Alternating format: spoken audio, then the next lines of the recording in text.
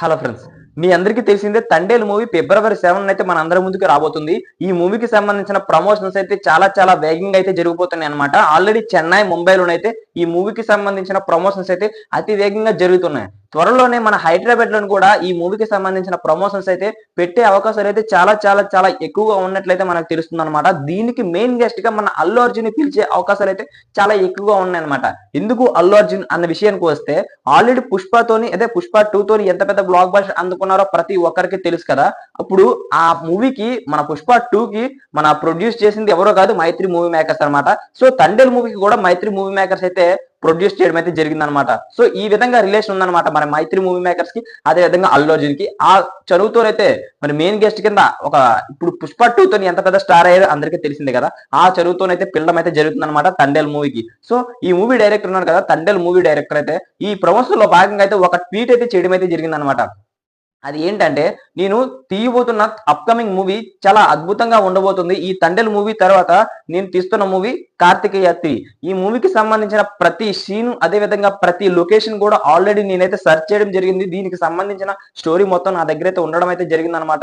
ఈ మూవీ మీకెవ్వరికీ ఊహించని విధంగా ఉండబోతుంది. మీరెవరు ఊహించని విధంగా ఉండబోతుంది అనే విధంగా అయితే మాట్లాడుకుంటూ వచ్చారనమాట.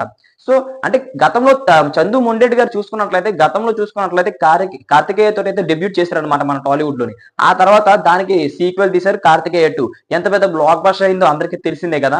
ఇప్పుడు మన చందు మొండేటి గారు ఏమంటున్నారంటే, కృష్ణ భగవానుడు అయితే నాకు చాలా పెద్ద ప్రసాదమే అందించినట్లయితే అనిపించింది ఈ 'కార్తికేయ 2' మూవీతోనైతే. నిజంగా ఇప్పుడు మన 'కార్తికేయ 3'తోనైతే అతని జీవిత చరిత్ర ఏ విధంగా ఉండబోతుంది, ఏ విధమైన నిజమే సన్నివేశాలు జరిగాయి అన్నది మొత్తం కూడా మీ అందరికీ చూపించబోతున్నాను. మొత్తం మీద అతని మహత్యాలు ఉంటాయి కదా, అతను చేసిన త్యాగాలు ఉండొచ్చు, లేక యుద్ధాలు అయ్యుండొచ్చు, ప్రతి ఒక్కటి ఉంటది కదా. అవి మొత్తాన్ని కూడా మీకు చూపించబోతున్నాను. మొత్తం మీద చూసుకున్నట్లయితే శ్రీకృష్ణుడి లైఫ్ స్టోరీ మొత్తాన్ని మీ కళ్ళకు కట్టినట్లు మీకు చూపించబోతున్నాను అనే విధంగా అయితే చందు మొండేటి గారు అయితే చెప్పడం అయితే జరిగిందనమాట.